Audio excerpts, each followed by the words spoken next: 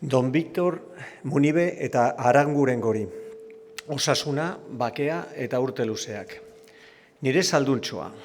Hartu ditudan ez gero gogoak argitara emateko ipuin honen liburutxo bat, erabaki behar nuen nori bere eskaintza egin. Buruari neke gogor eta gogoikarririk eman gabe, nori asmatzen zu izan behar zinen, nik hartu behar nuena. Ipuinok atera nahi ditut gaztetxo eta nekazarientzat, edo Bizkaian esaten ohi den bezala nekezaleentzat.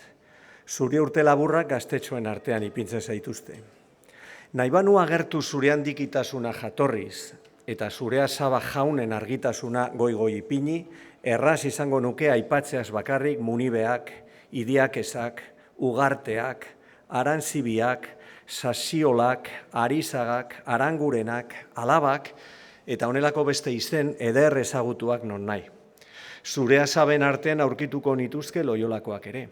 Eta elkartzen eta odoltzen zarela lurreko lau alde eta zeruan ere ezagutua den San Inaziorekin.